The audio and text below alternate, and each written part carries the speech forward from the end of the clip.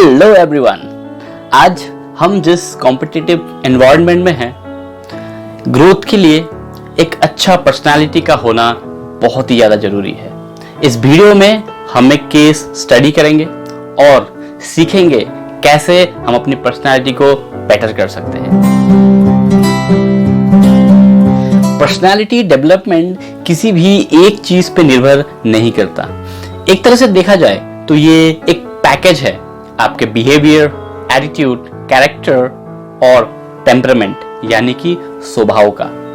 ज़्यादातर साइकोलॉजिस्ट ये मानते हैं कि आपकी पर्सनालिटी को डेवलप करने में जो सबसे बड़ा हाथ होता है वो होता है आपके टेम्परामेंट और एनवायरनमेंट का। आज का इस कॉम्पिटिटिव सिनेरियो में हर आदमी जो है सक्सेसफुल होना चाहता है, लेकिन वो तभी मुमकिन हो सकता है जब आपके पास एक इन्फ्लुएंशियल पर्सनालिटी हो। इस कुछ सालों में ये देखा गया है कि पर्सनालिटी का डिमांड जो है ज्यादा बढ़ गया है ऑर्गेनाइजेशंस में।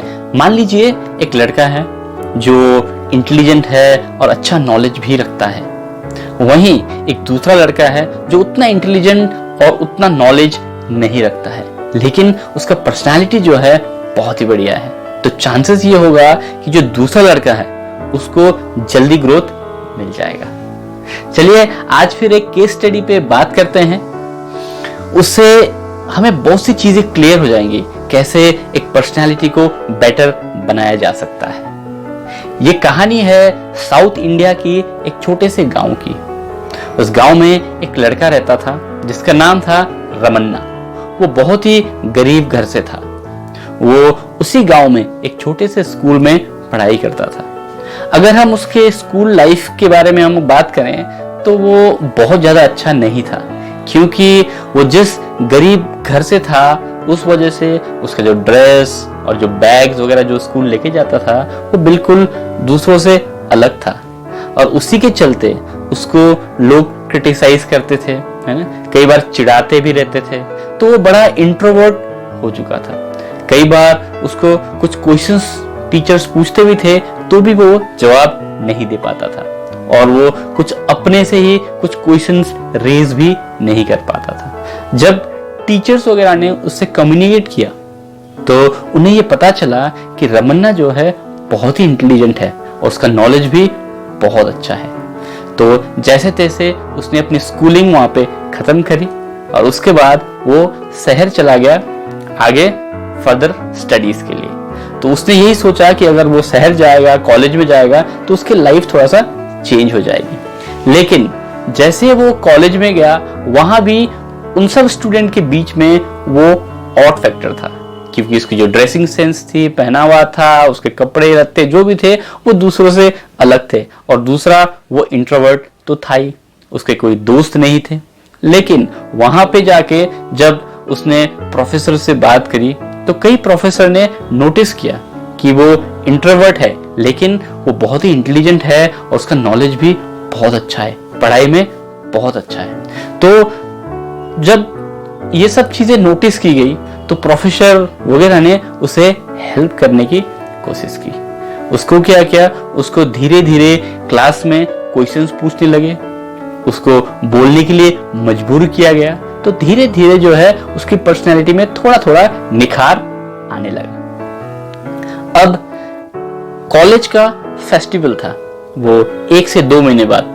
तो एक प्रोफेसर ने यह पाया कि रमन्ना जो है एक बहुत ही अच्छी पोइट्रीज लिखता था। तो उसको इंसिस्ट किया गया कि वो कॉलेज फेस्टिवल में स्टेज में जाके अपनी पोइट्री सुनाए। लेकिन वो इंट्रोवर्ट था, इसलिए उसका जो फियर ऑफ स्टेज था बहुत ज्यादा था। तो वो इनिशियल स्टेज पे मना करने लगा, लेकिन प्रोफेसर ने फोर्स किया उसे, तो वो मना नहीं कर पाया, तो उसने एक्सेप्ट कर लिया।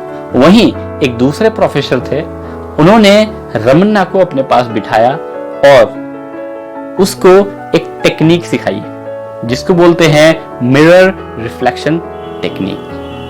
तो इसमें क्या होता है कि आपको डेली बेसिस पे आधे घंटे से 1 घंटे आपको प्रैक्टिस करनी है मिरर के आगे खड़े होके। तो रमन्ना ने वो प्रैक्टिस स्टार्ट कर दी। अब इस प्रैक्टिस से क्या हुआ? जब आप मिरर के सामने खड़े होके किसी भी चीज को प्रैक्टिस करते हो तो इसका सबसे बड़ा बेनिफिट क्या है कि उस परफॉर्मेंस को कोई और नहीं देखता, आप खुद देख रहे होते।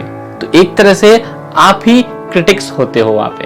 तो आपका बॉडी लैंग्वेज, आपका बोलने का तरीका, आपका कॉन्फिडेंट, सब कुछ आप खुद नोटिस कर सकते हो। जब आप खुद नोटिस करते हो तो अगली बार उसको आप इंप्रूव करने की कोशिश करते हो। और दूसरा जो सबसे इंपॉर्टेंट फायदा होता है मिरर रिफ्लेक्शन टेक्निक का, वो ये है कि जब आप मिरर के सामने खड़े होके अपने आप से जब आप बात कर रहे होते हो तो क्या होता है, आप खुद को खुद के साथ कंपेयर कर रहे होते हो और आप अपने आप को जानने की कोशिश कर रहे होते हो। आप कई ऐसे सवाल अपने आप से पूछ रहे होते हो। तो ये आपके दिमाग में एक ऐसा केमिकल रिएक्शन कर देता है, आपको बहुत सी चीजें सोचने पे मजबूर कर देता है और इसका बहुत फायदा होता है आपकी पर्सनालिटी डेवलपमेंट में। तो यही हुआ रमन्ना के साथ भी, यही हुआ। और जब वो 1 से 2 महीने ये प्रैक्टिस करने लगा और जब वो दिन आया फेस्टिवल का जहां उसे स्टेज में खड़ा होके वो पोएट्री सुनानी थी, तो सारे जो कॉलेज था एकदम पिन ड्रॉप साइलेंट था। सब यही देख रहे थे कि रमन्ना कैसे स्टेज में परफॉर्म करेगा, क्योंकि वो क्लास के अंदर भी बात नहीं कर पाता था। तो सारे पिन ड्रॉप साइलेंट होके सुनने लगे। रमन्ना स्टेज पे चढ़ा और उसने जब अपने हाथ में माइक लिया और उसने जो पोइट्री बोली, उसके बाद पूरा कॉलेज जो है दंग रह गया और तालियों की गड़गड़ाहट से पूरा कॉलेज गूंजने लगा। रमन्ना ने इतना जबरदस्त परफॉर्मेंस दिया था। तो दोस्तों, ये जो मिरर रिफ्लेक्शन टेक्निक्स को यूज करके रमन्ना ने अपनी पर्सनालिटी जो है बहुत ही बढ़िया बना ली थी। और उसके बाद रमन्ना ने एज ए कैरियर लिटरेचर को चुना और वो बहुत अच्छा पोइट्री भी लिखने लगा और उसने अपने लाइफ में बहुत अच्छा नाम कमाया। तो ये बहुत ही अच्छा केस स्टडी है दोस्तों। एक 0 लेवल से जो आदमी इतना इंट्रोवर्ट था, 2 आदमी के बीच बात नहीं कर पाता था, है ना, धीरे धीरे उसके एनवायरनमेंट से, मिरर रिफ्लेक्शन टेक्निक से, इस सब चीज को यूज करके वो अपने लाइफ में बहुत आगे निकल गया है। तो ये टेक्निक्स बहुत अच्छा है, हम सब को भी इस टेक्निक को यूज करना चाहिए। इससे हमें बहुत फायदा होगा अपने पर्सनालिटी को बढ़ाने में। तो आज के लिए बस इतना ही।